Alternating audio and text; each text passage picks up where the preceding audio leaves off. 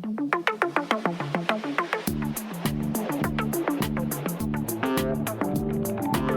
it once, don't remember when. Think it's time to watch it again. Follow, subscribe, stay up to date. Episodes drop the last Friday. It's a Matt, forgot that. It's a Matt, forgot that. It's a Matt, forgot that podcast.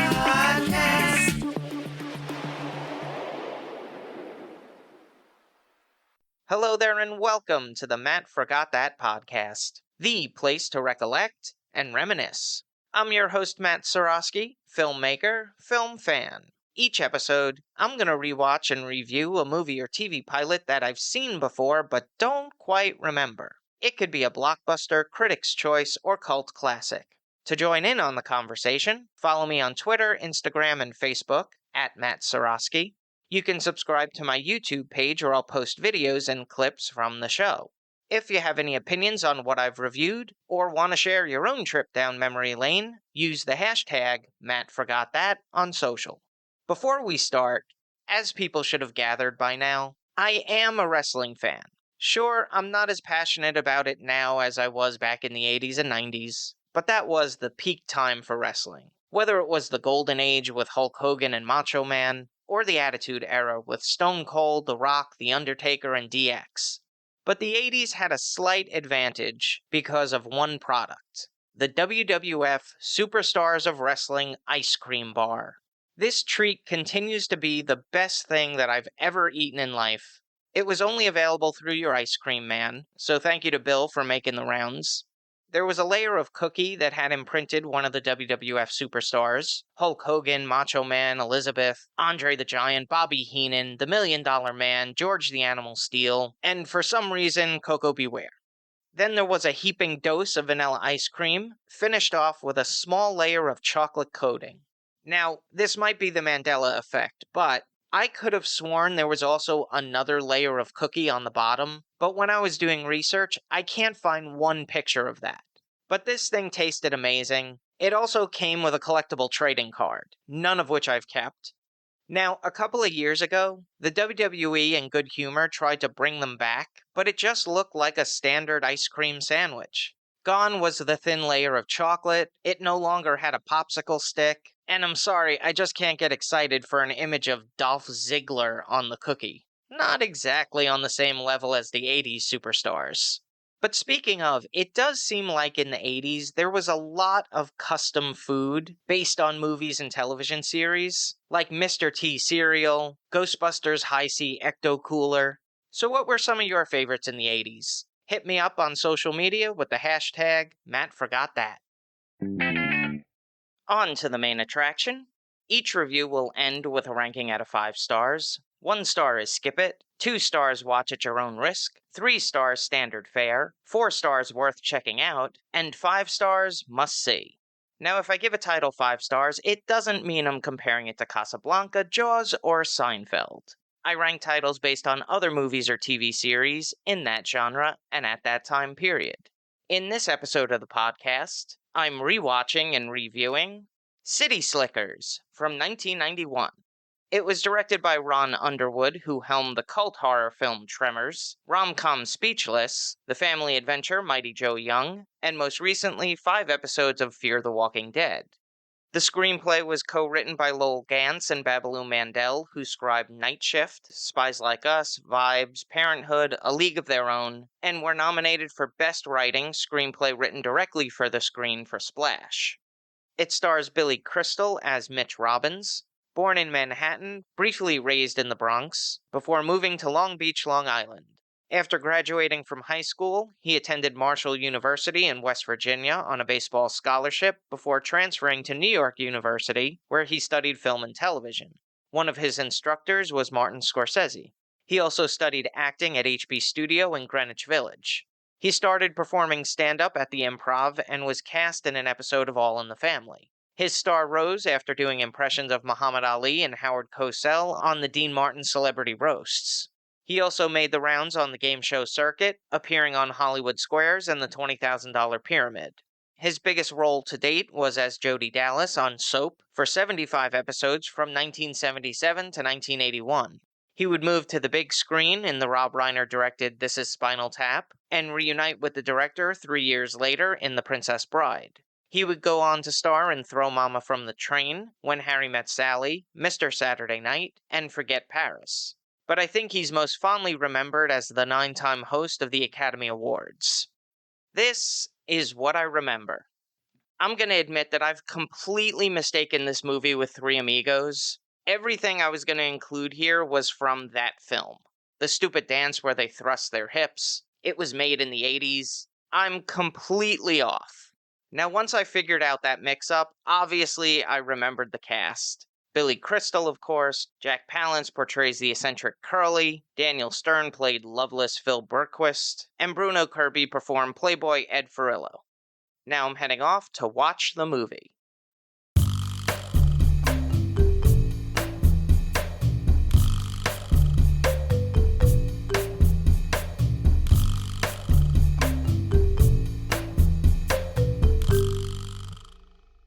This is What I Forgot.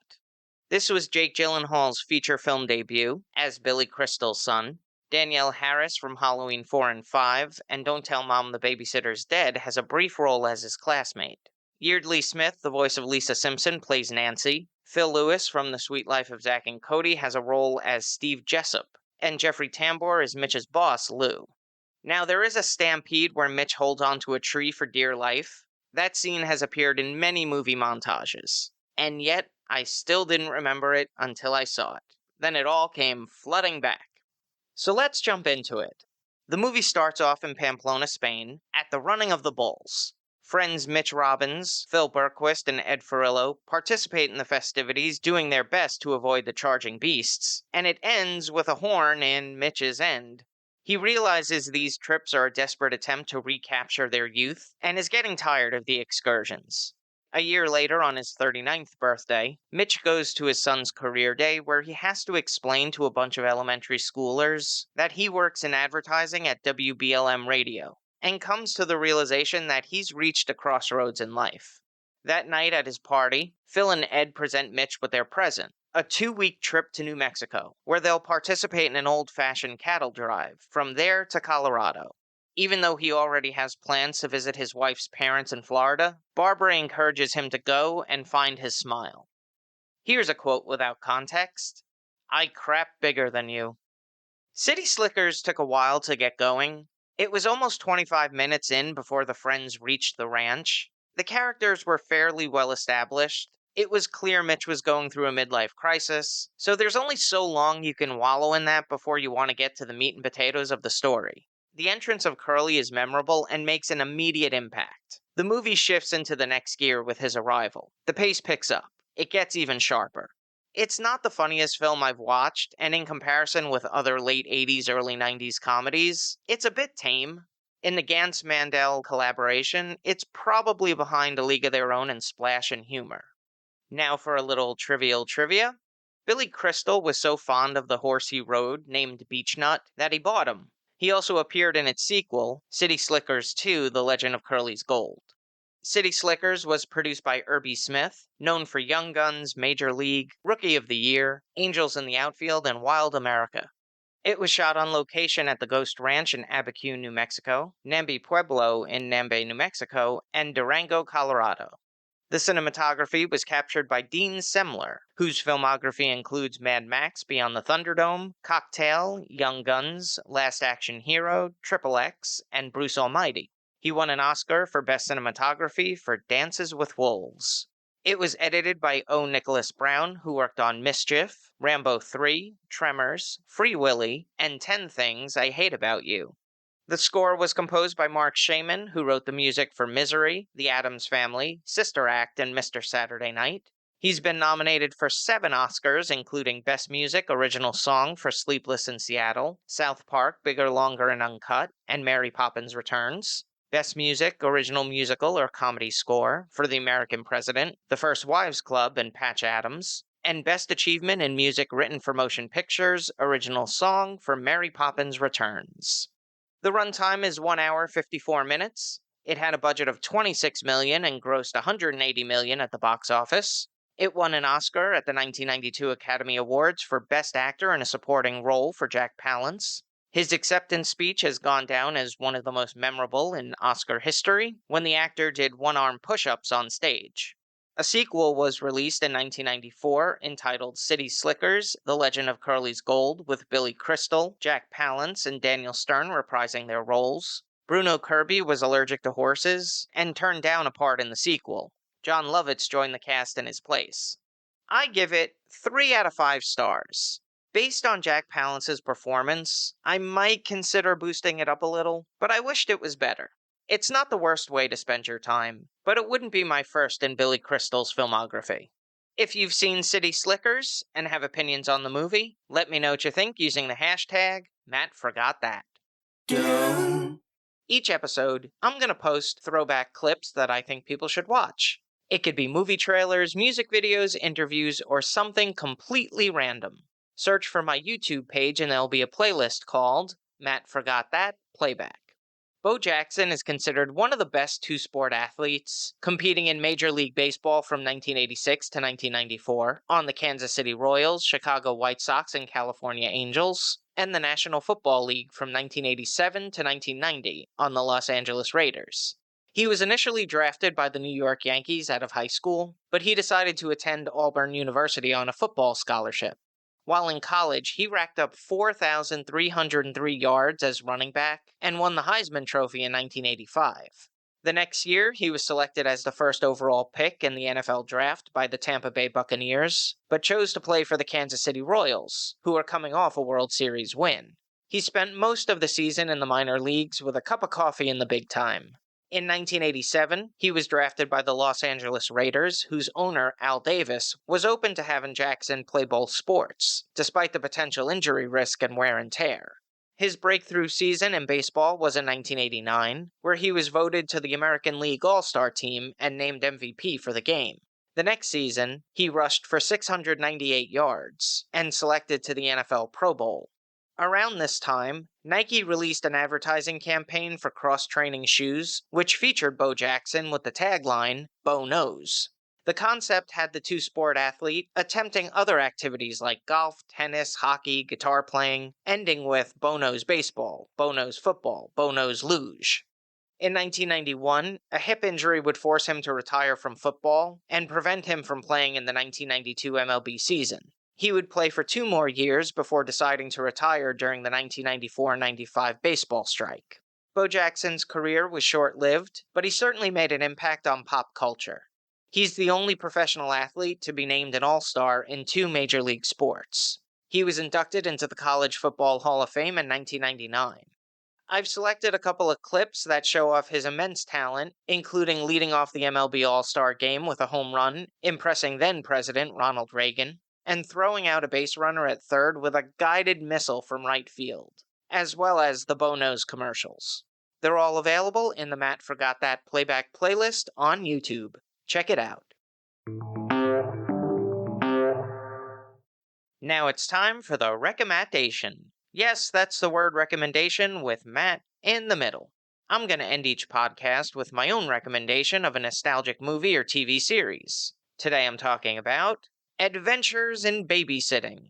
It was the featured directorial debut of Christopher Columbus, who had written Gremlins and The Goonies in 1984 and 1985 respectively, and would go on to helm Home Alone, Mrs. Doubtfire, 9 Months, Stepmom, and the first 2 Harry Potter films.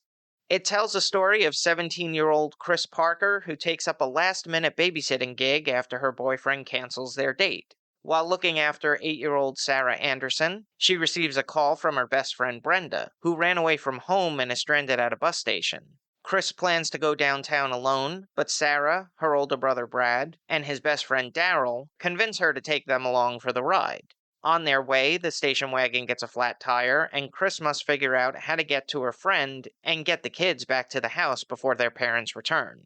It stars Elizabeth Shue, Maya Bruton, Anthony Rapp, and my bestest pal, Keith Coogan. He would go on to star in another babysitting movie, Don't Tell Mom the Babysitter's Dead. It also features Vincent D'Onofrio, Penelope Ann Miller, and Bradley Whitford, who plays Chris's boyfriend whose car has the license plate, So Cool. This is a really fun movie. It's got John Hughes vibes, though it was written by David Simpkins, who produced episodes of The Adventures of Briscoe County Jr., Charmed, Dark Angel, and Warehouse 13. It was produced by Deborah Hill, who's known for Halloween 1 through 3, The Fog, Escape from New York, The Dead Zone, Clue, Big Top Pee-wee, and The Fisher King. I like the soundtrack too. It starts off with Elizabeth Shue lip-syncing the Crystals' hit, Then He Kissed Me. You got the Stones in there, Percy Sledge, Muddy Waters, Sam Cooke. The score was composed by legend Michael Kamen.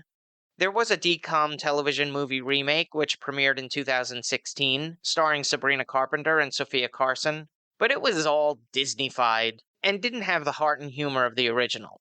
Adventures in Babysitting is one of those fantastical movies with mishaps that could only happen in the 80s. It also features an appearance by Thor, decades before Marvel would become a Disney property. I highly recommend. That's all for this edition of Matt Forgot That. Thanks for listening to me reminisce. You can follow me on Twitter, Instagram, and Facebook at Matt Seroski.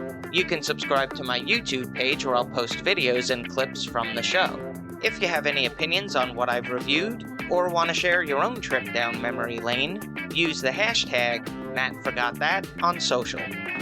Head over to mattseroski.com for the latest news and updates, and come back next time for the rewatch and the review.